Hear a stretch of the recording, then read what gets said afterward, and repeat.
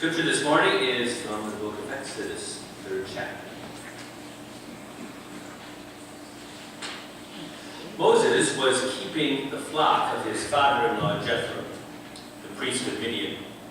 He led his flock beyond the wilderness and came to Horeb, the mountain of God. There the angel of the Lord appeared to him in a flame of fire out of a bush. He looked, and the bush was blazing, yet it was not consumed.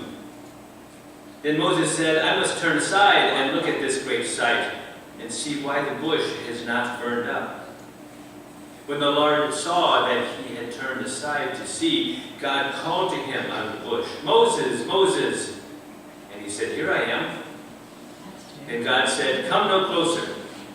Remove your sandals from your feet, for the place on which you are standing is holy ground. God said further, I am the God of your father, the God of Abraham, the God of Isaac, and the God of Jacob. And Moses hid his face, for he was afraid to look at God.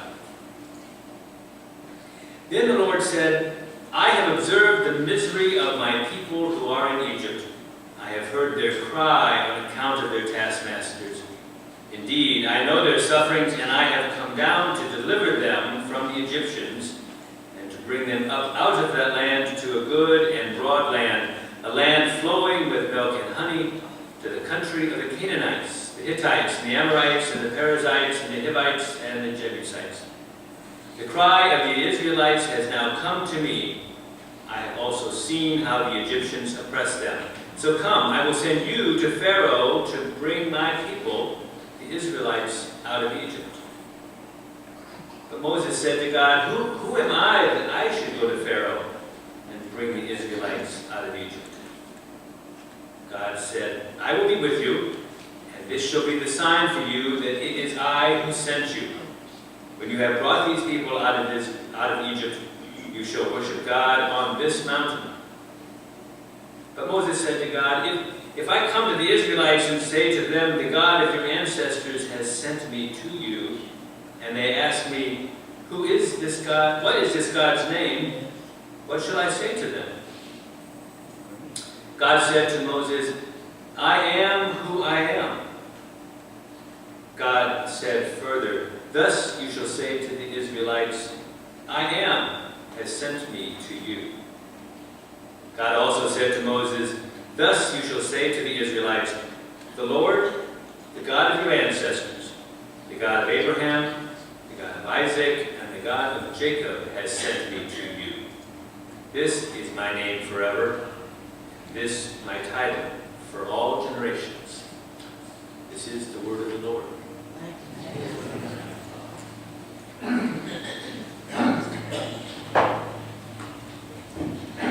So I just realized with my annual evaluation tomorrow morning, this was probably not the wisest way to start a sermon, but it's already written, so here goes what I actually have written down here. I never wanted to be a pastor, ever. It wasn't my planned career path. And if my dad were here this week, he could, and he would tell you his very favorite story to tell church people about me. Here goes. When I was a kid, I was the kind of kid that got dragged to church every Sunday. And often it was dragged, somewhat kicking and screaming, not wanting to go, not wanting to get up, not wanting to put on tights because tights were itchy and I wasn't having any of that. So one of these Sundays that I was dragged to church and probably sitting in the pew itching at uncomfortable tights, I leaned over to my dad during worship and I told him that being a pastor was the worst job in the world because it meant you had to come to church every single Sunday. I will never live that one down with him. But the point of that story, of course, is not my youthful dislike of attending worship.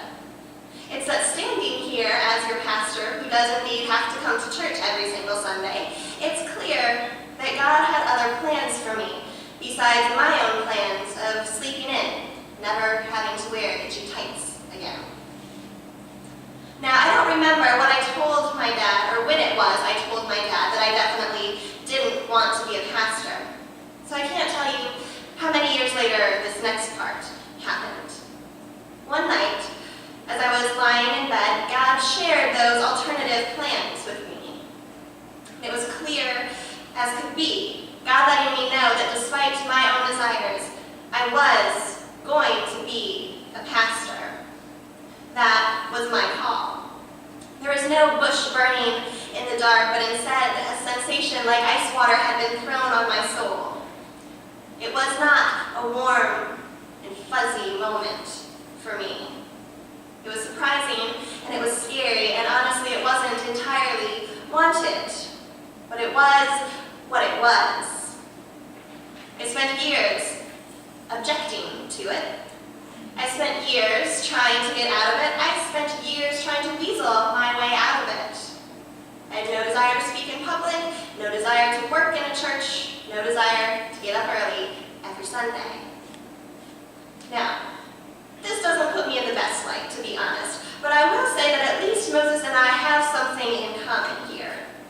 Because Moses, like me, was right in the middle of ordinary life when God decided to call him. Well, I was a somewhat rebellious, I think I was a high schooler, trying to get to sleep. Moses was a lot worse off. We left off last week with Moses as this brand new little baby in a basket, and now we jump into the story with him as a grown-up and married man. So let's take a minute and fill in some of the gaps here. Moses has indeed grown up. He has been raised in Pharaoh's household.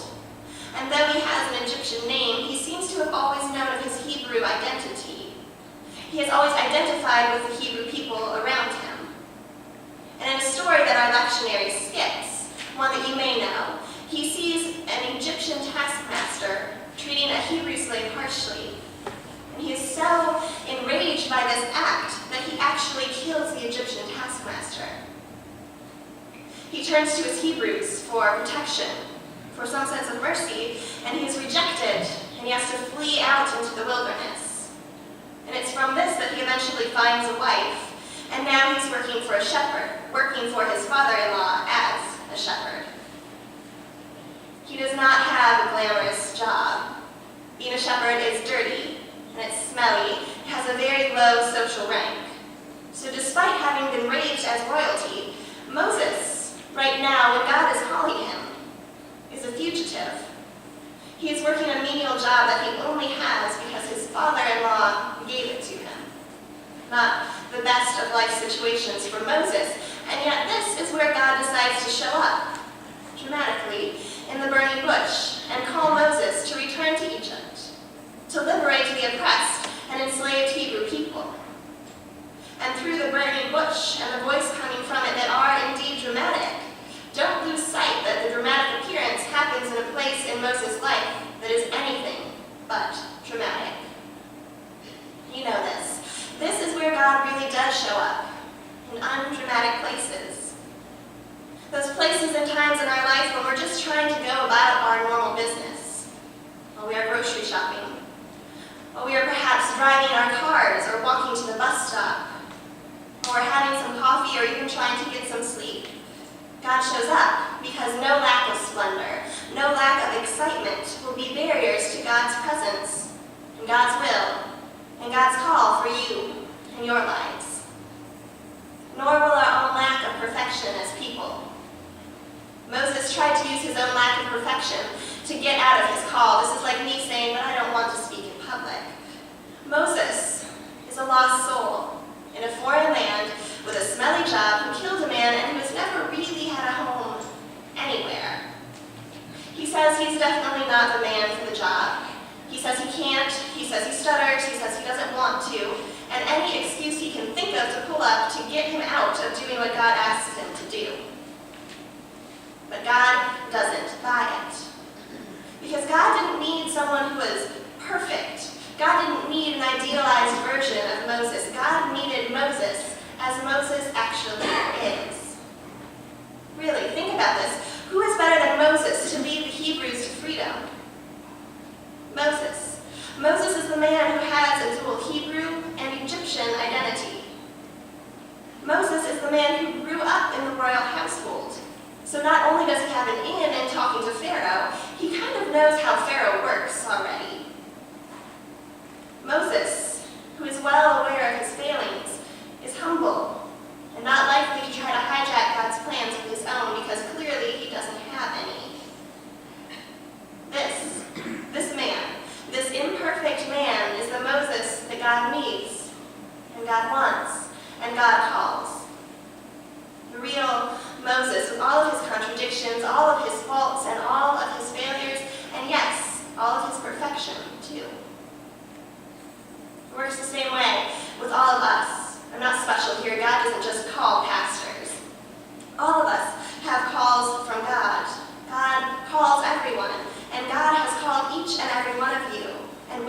calling each and every one of you as well. Perhaps you already know God's calling for you, and perhaps you don't, but God does indeed call you. You, as you really are. You, with the skills that you have and the skills that you don't have. You, with whatever your history holds.